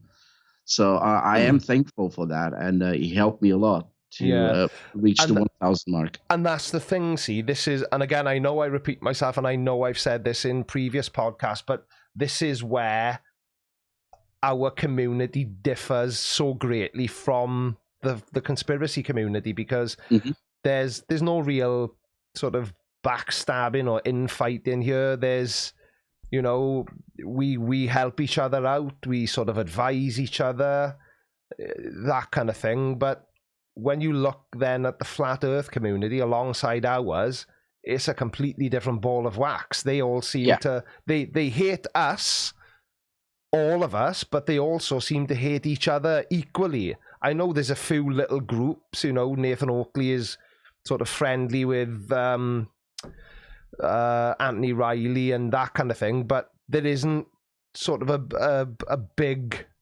closely knit community. Oh yes, definitely. I've seen examples of it, and one of the biggest examples, I have to go back to JM, because it is JM. One of the biggest examples is JM, because he was attacked from left and right. I'm not saying he's right. I'm not saying he's wrong. No. I'm just saying that whatever he did, no one tried to find out what the actual truth was, and it was just, you know, they sided with Shelley, and that's it. Yeah. Again, I'm not pulling for any of them, because they're both anti-vaxxers. So at the end of the day, like I said, I have correspondence with both of them, more with Shelley than anyone else. Yeah. But at the end of the day, that's it. the flat Earth community is, or the conspiracy community, the only thing they have in common is their hate for us. Yeah, and it must not be a very nice way to live your life. Do you know what I mean? Always trying to look for the bad in people, and and I'm the sort of polar opposite of that. I always see the good in people, and sometimes there is no good to be seen. But my wife is a particularly good judge of character, and there's been many instances throughout the sort of 27 years we've been married, and she's warned me that's not a nice person. And I will be they're all right. He's a nice guy. They're good people, and she always ends up being right, But the flat earthers, they don't even seem to want to look for the good in anybody, even within their own community. No, because what they have is not a community. They have a common belief, which is the Earth is flat, which is, I think, about the only thing they can agree upon, because some of them say that there's a dome, some of them say there's no dome, and they can't agree on the whole thing. Yeah, I was going to say, but they can't even universally agree with every aspect of the belief in flat Earth, can they? No, not at all, because it all depends which videos they're watching. Yeah, who their favorite flat Earth creator is a big influence on which bits of it they believe. Yes, definitely. If you're going for Eric Dubay, you've got a certain rhetoric, and if you watch, I don't know, someone like Nathan Oakley, you've got a different one. And Nathan Oakley has changed his views a couple of times. I remember the time when he was using something called the angle of attack to explain the boats going over the horizon. That disappeared really quickly. So they come up with just different ideas all the time, and you can tell from the YouTubers that actually follow them who they are watching, because they just parrot everything. Yeah, exactly. And I've said that in so many videos. You can always tell which other flat earthers this flat earther enjoys watching, because they just, like you say, it's almost as if that original flat earther has shoved their arm up this other person's ass, and they're working them like a ventriloquist dummy. Because they literally are just repeating parrot fashion, as you say, everything that their favorite flat earther says. It's laughable. Yeah, because they have the goal of saying, "Oh, do your own research," when they just copying and pasting what was said on a video, and they're just repeating everything. Exactly. Because I get people pointing out to me a video I did a few weeks ago. The young boy in a yellow sweatshirt. I don't know if you saw that one. He clearly wasn't a real flat earther. He was just doing it because he thought it was funny. And people were saying to me in the comment, "Oh, he's not even a real flat earther." So I don't care. It was still funny. He was still saying the same stupid shit. I just don't get. But I don't see the problem in it. Making fun of somebody who's pretending to be a flat earther, for me, is just as funny as making fun of somebody who actually is a flat earther. Yeah, but I could be wrong, maybe. But I don't care. No, I don't think so, because at the end of the day, that person chose to put out a video publicly saying he's a flat earther, and then regardless if he is or he isn't, he's putting those ideas out. So if he's looking for a platform, or if he's just looking to be named by someone, well, he got it. He got you to name him. Yeah, exactly. And the thing is I've had videos made about me. If you choose to put yourself on a public platform like this, you've got to expect it. And if you can't take being made fun of or having somebody laughing at what you believe in, then maybe YouTube isn't the best place for you. Yeah, I had that situation with Multi TomTom, and I thought to myself, I actually made it in YouTube because I've got someone doing a video about me and about my video. Yeah. And that was a fun one. We changed a couple of videos, but he ended up quitting, which I was really, really sorry about that. Yeah. I wanted more. What side of the fence is Multi-Tom Tom? Oh, he's a flat earther. I thought he was, because he comments on my videos quite frequently, but they're always friendly comments. Mm-hmm. And I find him very confusing. I've never had him comment anything particularly nasty. Yeah. Now, one thing I found out, there are a couple of them that are not actually nasty people. There are nice people. They're just deluded. Yeah. This one was the video I did on Multi-Tom Tom was about the because that's what triggered it all. It was about the moon landing and Stanley Kubrick being behind the filming of everything. Yeah. And what's not. Even though the technology wasn't available to fake it in the 60s. It doesn't matter for them, does it? No, exactly. When has a flat earther or a conspiracy believer ever let anything like a fact get in the way of their story? What is a fact to them? The fact is what they hear from another YouTuber. That's it. Yeah. That's the problem, see. Turquoise Laura's just said in the side chat, Multi-Tom Tom is only a troll. Nothing more, nothing less. He's not a flat earther. But I don't know. You know, like I say... Even if he's a troll, he's putting that information out there. And yeah.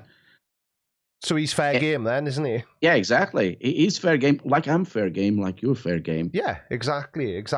Unfortunately, it goes with the territory. It's part of the job, so to speak, isn't it? Mm-hmm. I've seen a couple of flat earthers complaining about being attacked on YouTube by mean comments. Well, sometimes they have to look in the mirror. Yeah. Because I think JM was massively attacked once about that suit that he was wearing, the flight suit. Yeah. And he made a video complaining about bullying and what's not. And although he's not the worst of them, he went around a couple of channels just putting some nasty comments on. Yeah.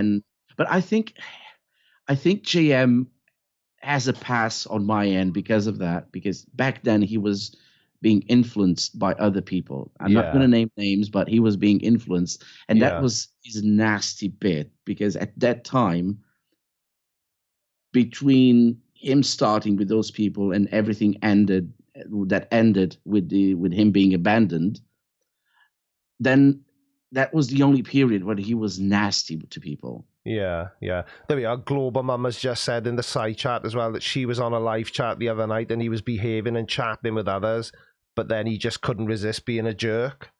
So maybe he is just a troll and not a real flat earther. But as you quite rightly say, if he's behaving like a flat earther, speaking like a flat earther, as far as I'm concerned, he's a flat earther, so he's just as fair game. Open to absolutely. Anyway, is anybody going to send some questions over for Rod or me? Send anything you want. It's all about the fun and games, because we've got about, I would say, 15-20 minutes left. Mm-hmm. Because I'm starting to get quite sweaty now. And I think my window's open. Why is it so warm in this room? But anyway. It's the computer. It is, definitely. It's absolutely cooking me. Have you got anything coming up? Anything planned that you'd like to... Because we all love to shill ourselves, so... Chill away. Is there anything happening shortly that you'd like to talk about, or? The second part of a video that I've already created about a guy. He's a flat earther.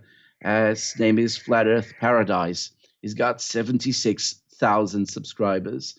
Yeah, and he just, his shtick is basically he gets two words that sound the same, and one of them has an obscure mystical meaning in, I don't know, a mystical kind of dictionary, and then he puts them together and creates a conspiracy. For example, the word right, so as in I'm writing a book, Yeah. and the word write, as in RITE, Yeah. and because RITE is a rite, like a ritual. Yeah. Then he says that when we write, we're doing a ritual, that we're summoning people, summoning something, and we're imprisoning our soul. Yeah. And it's so that one's coming shortly, sometime next week. It's already ready. It's already available for my Patreons. Yeah. But I'm still waiting for YouTube to monetize it, and that's my timeline. It's not I'm putting it out just for Patreons. I'm waiting for YouTube to monetize it so I can basically make it available for everyone else. Yeah. And then, of course, I'm on the works with the Nibiru one. The script is almost completed, but I'm still looking for information. It's very difficult, the information about Nibiru, because there are a lot of confusions about Planet X and Nibiru. Yeah. Which are not the same thing, but apparently they are sometimes. Right. And that's all I'm going to say, because it will be on the video. Yeah. You don't wanna shill it, but you don't want to spoil it. There we are. There's a question. Exactly. There's a question just come in on the side chat for you. If they've tagged me and you in it, but it's directed at you from Timo. I don't know if you want to have a look at that and address that question. Okay, I like your vids on GM typos. Consider applying the same concept to the other flips. I don't know. JM was funny to make. It's funny to make fun of his typos for one particular reason. He always flaunts his education, his masters of science. So he's always putting himself out there as a very intelligent person. And someone as intelligent as he proposed to be, and as educated, especially as he proposed to be, shouldn't make those spelling mistakes. And that was mainly the reason why I targeted him. The other flips, I think Conspiracy Cats actually has the main idea about them, which is the space comma. I've seen space comma. Yeah. I've seen space comma space. I've seen no space comma no space. I've seen a lot of things, but usually spelling mistakes you don't see as many on other flips, at least the ones I've seen. But if you know of any of them, just pop by my Discord. There's a room there which is for video suggestions, and just drop me a video there so I can have a look. It's hard just to do investigation by myself, because it takes time. If it's a 20-minute video, I'll have to be 20 minutes looking at the video. And if it's a 5-minute video, it's the same thing. But all piled up, it's a long, long time. I'm not against the idea of doing spelling mistakes on others. But like I said, the main reason I did on JM was because of his education. I'm always reluctant to point out things like spelling mistakes, because in one of my videos I misspelled whoa and I put wow and didn't notice until the video had been up for about 3 days. So I'll probably, if I can misspell a 3-letter word, I'm definitely never going to be pointing out anyone's spelling mistakes. I'm game to that as well. And there was a time where someone pointed out a spelling mistake I had on one of my first videos. I'm not saying the very first one, but one of my first. I'd never noticed. Yeah. It was there. It's been there for a long time. I've not taken it down. It's there. Yeah. If you can find it, congratulations. Yeah. Someone pointed it out. It's there. Everyone can make mistakes, but of course they can. But when you put yourself out there as a very, very educated person, as a scientist with a master's of science who knows better than anyone, and then puts up, he went on Craig's live stream with a PowerPoint with spelling mistakes. Oh, did he? Oh, yes. Dear. He says he is a filmmaker. I don't know. He does a lot of things. He edits. He does a lot of things as anyone small in the film industry would do. Yeah. So listen, with all due respect to him, if he's a filmmaker, why are his videos so shit? That's exactly the point, isn't it? And one in particular, which comes to mind, which is a really good example of him not paying attention to what he's doing, is one he does. It's kind of a Silence of the Lambs. Yeah. Where in the beginning he has the character Clarice spelled in a special way, which is not Clarice, and in the end, the same character. When you get the credits, you get the same character spelled differently that he spelled in the beginning. So in the beginning of the video, when I actually watched it the first time, I thought, well, he's just paying him homage. So he actually didn't want to use the character's name, so he did something similar. But when you go to the end and you actually look at the credits and you see that Clarice is actually spelled differently from the beginning of his own video. Yeah. Have you seen any movies, even indie ones, any films, anything like that do that at all? Yeah. Even from small producers? No, you don't see that. Yet he claims that he, like you say, he's a filmmaker and he's an expert at everything he does, and then he makes the sort of mistake that a 5-year-old would make. Exactly. And one other thing that he does, well, not just him, a lot of flat earthers do, is they attack actually education until it suits them. Yeah. Because when it suits them, and when someone says something, they can cherry pick and say, "Oh, by the way, this scientist said that." Yeah. Then education is no longer indoctrination. Yeah. And it's the same with GM. GM keeps saying, "Oh, I don't want to flaunt it, but I have a master's of science." Well, he doesn't have a master's of science. His master of science is in instructional design and technology. Basically, he can create manuals or visual aids for education. At least that's the course he has. Nothing in that course has to do anything with science or even close to it. Yeah. But it's like you say, they criticize education until they come across something from an educated person that they can misinterpret to support their rhetoric. Yes, definitely. Shedridge High has asked a really interesting question, and it's aimed at both of us. So he's asking, when does this market become too saturated? At some point, the channels will have to have some angle to stay relevant. What is both of our long-term plans to stay relevant? Do you want to answer it first? I think diversity, that was actually close to a question I wanted to ask you. Flat Earth is becoming stale. The same things are being said over and over again by everyone else. And there's a point that we can all, there's only a time, no, not a time. What I want to say? There's only so much we can say about the same thing over and over again. Yeah, absolutely. Repeating ourselves.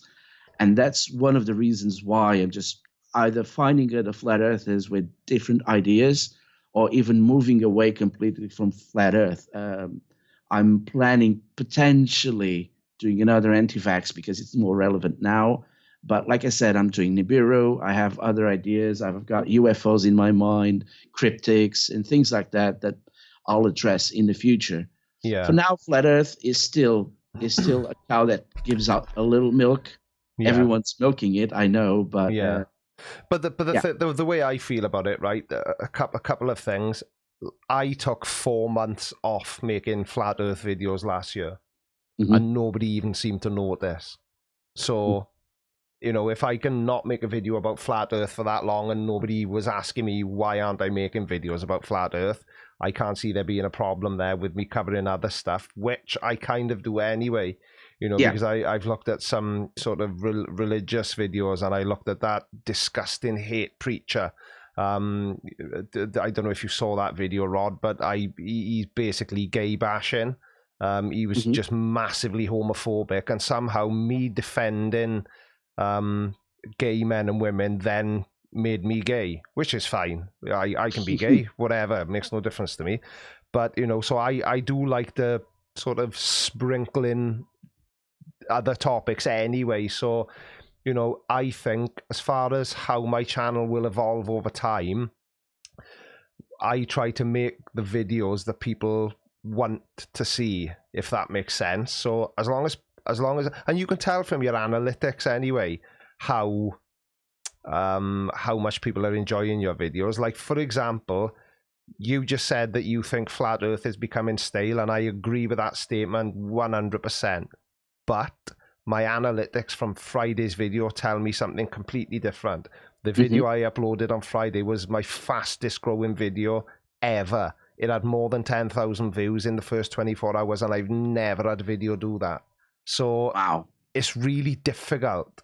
But, you know, I'm happy to, I'll make fun of anyone, as long as it doesn't get to the point where, you know, I'm mocking somebody just for the sake of mocking them.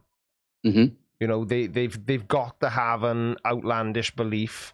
And as I said earlier on, if every flat earther disappears, if every anti-vaxxer disappears, I've still got Barney. So I'm not really that worried. You know, I could just rebrand myself as Barney's biggest fan. You know, what can I say? Paul Donnelly is asking me, I think people are starting to get all flat earthed out. Only so much of the same stupid you can watch. Yeah, Paul, like I say, we just sort of covered that, and you're right. You know, the same thing Rod just said. They all just repeat exactly the same thing as the last flat earth video they watched. None of them have got any original arguments to come up with. And I said something in a video, I don't know what made me think about it, but every flat earther that you've ever come across will always bang on about this thing that all photos of the earth are photoshopped. And yeah, there would be, we do have the technology available to create images of pretty much anything, don't we? Yeah, we do. So where are all these pictures of flat earth? Why are there no pictures of flat earth? You actually read my mind. I was about to ask that. If it's so easy to fake these photos, why don't they do that? Exactly. Why don't they do that? It's Scotty Storm, that I talked about it earlier, where he commented on Friday's video, and I pinned the comment. He was saying, because in Friday's video, the guy with the funny hat and loads of tattoos, the other guy, not me, and I didn't have a hat on in Friday's video, but he said that there's empirical evidence that there's a 200-foot ice wall. Is there? Because I'm not aware of anything, and these flat earth idiots, not one single person that believes there's an ice wall has acknowledged the fact that ice floats. Yeah. So how's an ice wall going to help anyway? I once did something really, really funny. I got a picture off the internet of the cliffs of Dover. Yeah. And there was a house on top of it. So with Photoshop, I removed it. And I showed a couple of pictures showing an ice wall. And actually, they just bought it.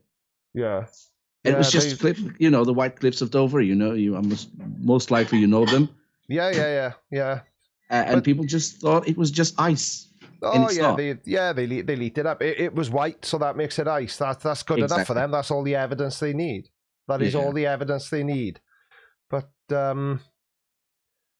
right, so Jerry is saying that he finds my videos entertaining and he likes my attitude about most things. Most things, Jerry? What things don't you like my attitude about then? That's why I continue to watch. And I think, you know, as I said, that I think it's paying attention to what your audience is saying to you will tell you what direction to take your channel in, I think, anyway. Yeah. You know, definitely. I've done experiments. I've tried to cover other subjects, and of course they don't do as well. I've got you know, my average is around 1K views. My average. Yeah. I've got a video. One of them, it's just one. It's on JM. Yeah. It's got 2.3. Which for someone with 1.4 is really, really good. If your videos are getting 1,000 views with 1.4K subscribers, that's really bloody good. Mm-hmm. You know, because I'm on 18.8 or whatever it is now, 18.8, and my videos are averaging between 8 and 10,000. So realistically, only half the people that are subscribed to me are watching my videos. If you look at Simon Dan's channel, he's on 274,000 subscribers. His videos sort of level out at about 150, 160,000. So I think the subscriber number is only one part of it. So if your videos are getting 1,000 views with 1.4k subscribers, that's a very high percentage. So I'll give you a good example. The one I did recently about red pill philosophy. Yeah. It's currently at 928 views. Yeah.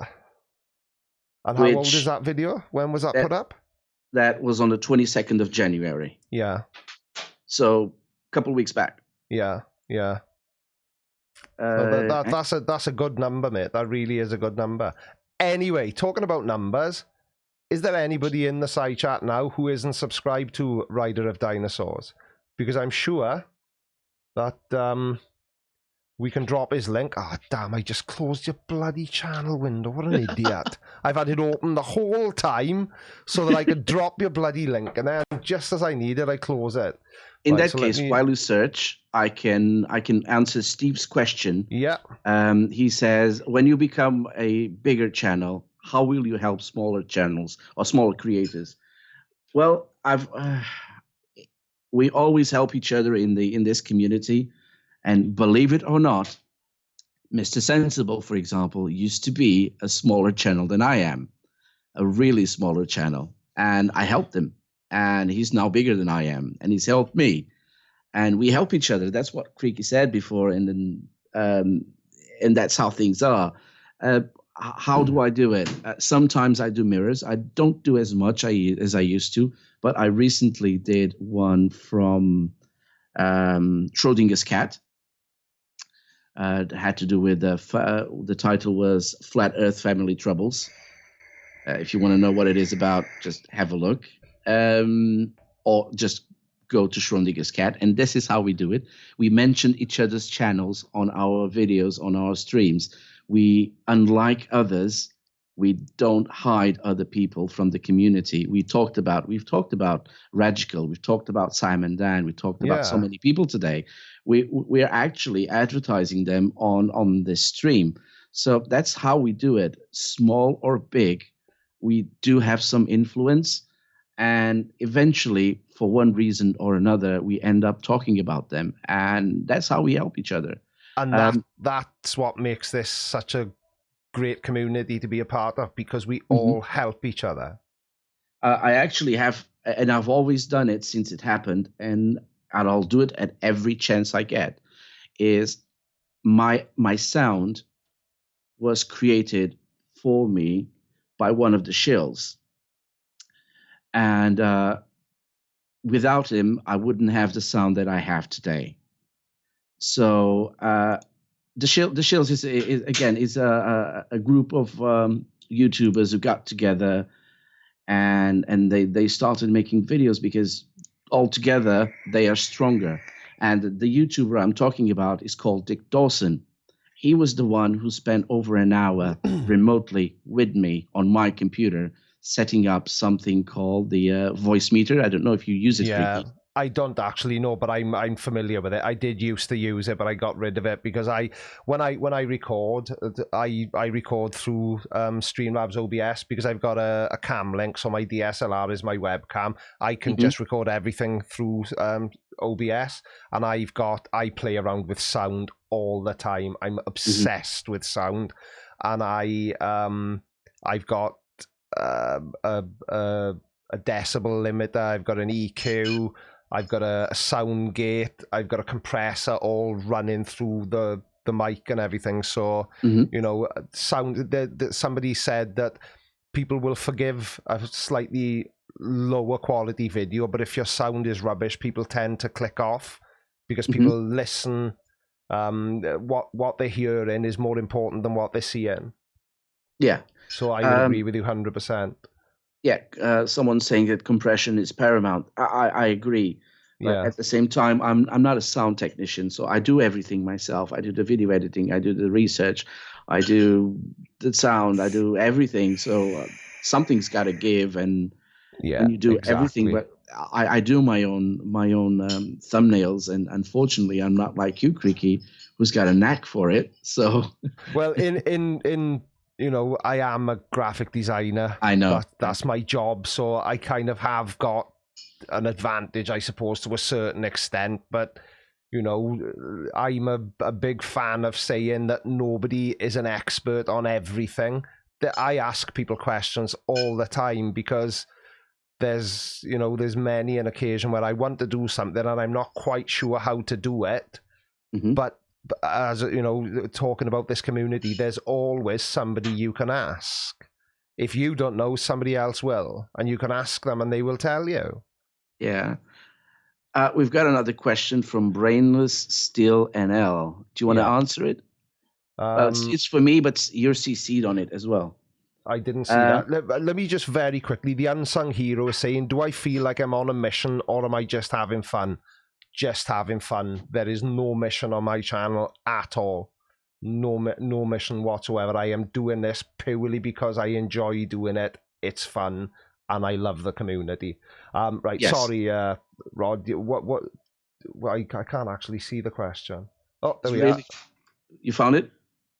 Brainless Steel. All right, Rider of Dinosaurs, how did you get such a calming voice? How did you get such a calming voice, Rod? Me? I have to blame my parents. Right. It's that smooth accent you've got. Smooth accent. Yeah. Anyway, it's 9:30. We've been going 2 hours, and we've still got 150 people watching. So we haven't bored. It's 154. So we haven't bored as many people into submission as I usually do. So thank you very much for joining me, Rod. It's been fun. No worries. It's been really, really fun. This is one of my first live experience with someone else. And it's been really fun. Well, I hope it wasn't as disappointing as you feared. No.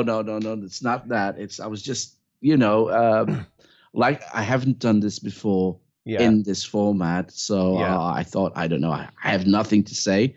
But conversation just flowed, and thank you very much for the invite. When I first started doing live streams on a Sunday, I was always worried that I would have nothing to say. And, even when I didn't have somebody on with me, before I realized I've been talking to my camera for 2 hours and can't even think of what I had to say. Yeah, I get it. It just seems to happen, and the whole idea of this whole thing is that it's forget about everyone watching us. You and I were just having a conversation, and there just happened to be 150 people listening to us, and that's the whole idea, which I think is what makes it fun. So anyway, thank you to everyone who's enjoyed it, and thank you to everyone who's watched all the way to the end. I did just very quickly. I did a live stream once. Just I just turned on the recording and just start playing something called the Topology of the Heart. I don't know if you know the game. It's about flat Earth. Right. If you don't know it, I can send you the link. Yeah, send me the link. I don't actually. It's free. It's a lot of fun, and a stream that I was planning to do about an hour turned into a 4-hour stream. Yeah, it does. Time just literally gets away from you. We got a super chat from John Rapp, though. There we are. I'll quickly address that, then we will wrap this up. Good day from Sydney. Love both your channels. I'm sure you'd have fun and be very welcome on the Aussie Perspective. Good on ya. So I'm guessing the Aussie Perspective is a channel, isn't it? Yes, it is, actually. Yes. I remember that. We will give it some careful consideration. Rod, thank you very much, mate.